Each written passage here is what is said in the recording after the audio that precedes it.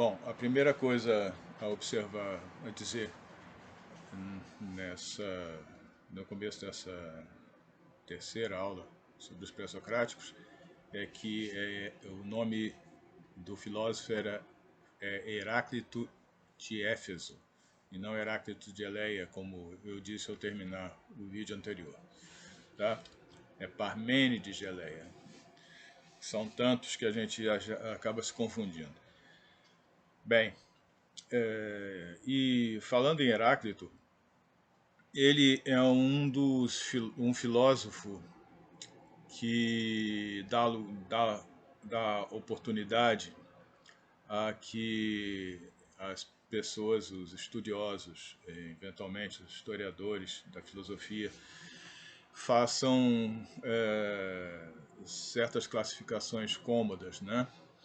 Com Heráclito se faz uma dessas, porque Heráclito é apresentado como um filósofo opositor ao Parmênides.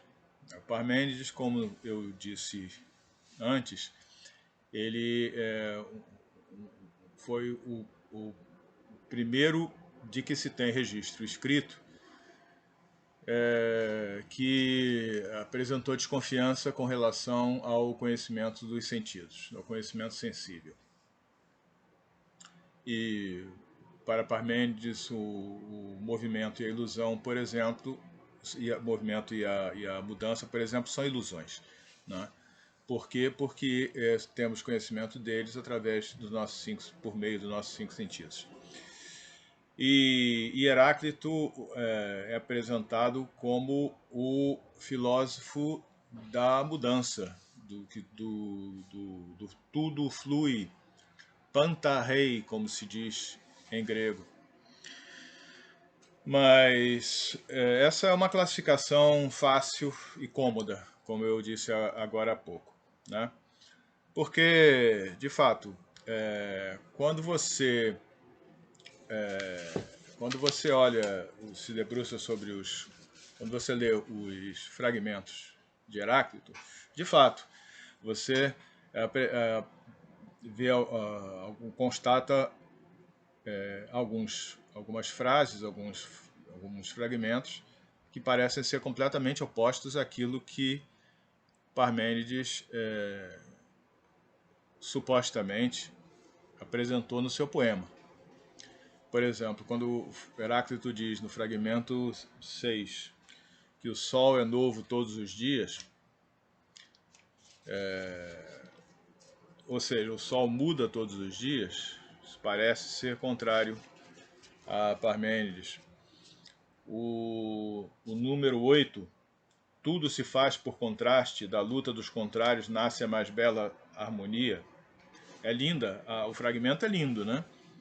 Mas parece realmente também completamente oposto àquilo que Parmênides defendia.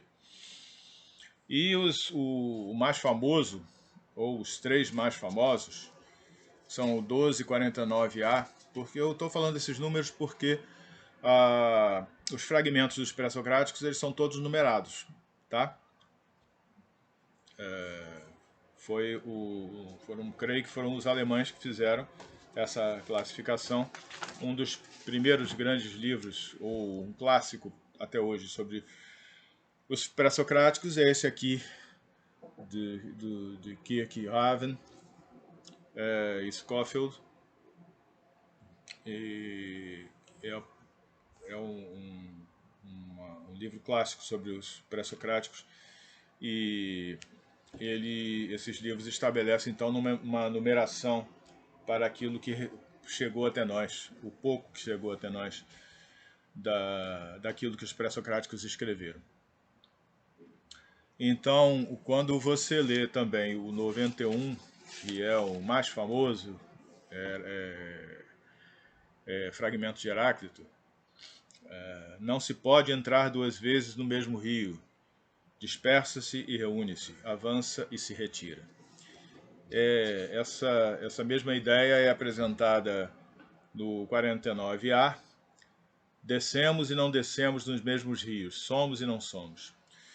E no número 12, Para os que entram nos mesmos rios, correm outras e novas águas, mas também almas são exaladas do úmido. Esses são os fragmentos mais famosos de Heráclito e parecem, de fato, apresentar a ideia do Panta-Rei, né? Do tudo vem a ser, tudo devém, nada permanece como é, tudo muda, da mudança universal, completamente contrário daquilo que Parmênides defendia aparentemente, né? Quando ele diz que ser é e o não ser não é, e que a mudança e o movimento são ilusões, etc. De fato, isso, Heráclito e Parmênides parecem ser completamente opostos, né? Quando ele diz no fragmento 7, por exemplo, Parmênides diz no fragmento 7, jamais se conseguirá provar que o não ser é. Afasta, portanto, o teu pensamento desta via de investigação, e nem te deixes arrastar a ela pela múltipla experiência do hábito, nem se governar pelo olho sem visão, pelo ouvido ensurdecedor ou pela língua. Mas com a razão decide da muito controvertida tese que te revelou minha palavra. Que tese é essa? É a de que o ser é e o não ser não é. E o conhecimento dos sentidos é falso, é ilusório. Né? Porém, há vários outros fragmentos de Heráclito, por exemplo, de número 41, que diz assim: só uma coisa é sábia, conhecer o pensamento que governa tudo através de tudo. Opa, isso daí soa muito como Parmênides, né? Deixa eu voltar rapidinho aqui ao Parmênides. Eu estou folheando o livro do professor Gerd Bonheim, que eu já apresentei, né, na outra ocasião. Esse livro que está destruído, na minha mão ele está há uns 30 e tantos anos, né? E disse-me a colega Ana Carolina Rigoni, do Colégio Pedro II, que foi a primeira a primeira vez em que os fragmentos pré-socráticos foram traduzidos do grego, diretamente do grego para o português. Tá? Então, só fazendo, obrigado, Carol, pela informação. É sempre necessário fazer todas as homenagens ao professor Gerd. Então, quando Parmênides diz que só uma coisa é sábia, conhecer o pensamento que governa tudo através de tudo, isso soa, na verdade, como, como Heráclito, como Parmênides, né? Quando ele diz que pensar e ser é o mesmo, né? Ou que contempla como pelo espírito o ausente com certeza se torna presente, pois ele não separará o ser de sua conexão ao ser, nem para desmembrar-se em uma dispersão universal e total segundo a sua ordem, nem para reunir-se. Então, e há outros fragmentos de Heráclito, número 54, a harmonia invisível é mais forte que a visível. 89, para aqueles que estão em estado de vigília, há um mundo único e comum. Então tudo muda, tudo se transforma, etc. Mas para aqueles que estão em estado de vigília, há um mundo único e comum.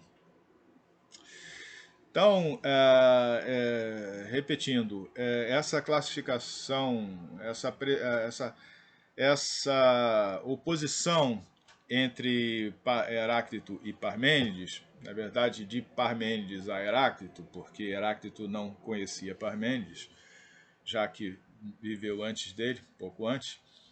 Essa oposição é talvez muito cômoda para efeitos classificatórios, mas possivelmente não condiz com a realidade do pensamento desses homens.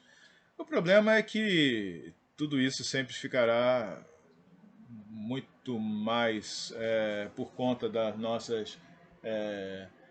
da nossa interpretação da nossa livre interpretação desses poucos fragmentos que chegaram até nós, né? Quando a gente folheia um livro como esse, do Gerd, sobre os pré-socráticos, e você começa a ler um pouco dos fragmentos de todos eles, é espantoso, né? De novo você fica pasmo, né? Espantado com a riqueza do pensamento grego, sabe? Manifestado nessas poucas frases. Uma aluna esses dias me mandou um trabalho por e-mail e ela dizia assim, para trabalho sobre Heráclito, e ela dizia: professor, esses pré-socráticos parecem antecipar as coisas que a ciência diz hoje em dia, ou será que é doidice da minha cabeça? Aí eu respondi a ela: não é doidice não, querida, de fato, os pré-socráticos eram muito intuitivos, é um pensamento muito intuitivo, que antecipou, pelo menos nós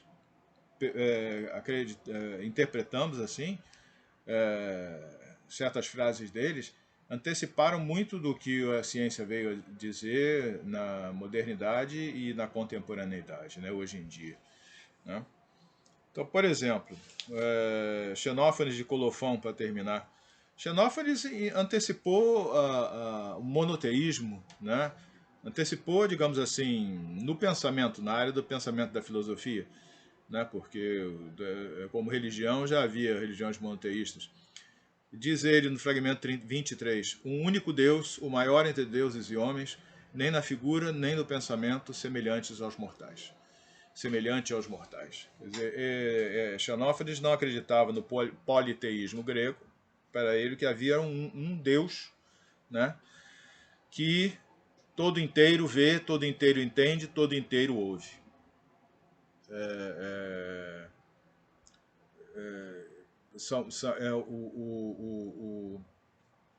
É onipotência, onipresença que estão aqui representados, e sem esforço move tudo com a força de seu pensamento. Enfim, era isso, gente, o que eu gostaria de dizer por enquanto dos pré-socráticos. No próximo vídeo a gente vai falar um pouco daquele que é o parâmetro, né, para essa classificação, ou seja, o próprio Sócrates. Um abraço, beijos, fiquem bem e se cuidem.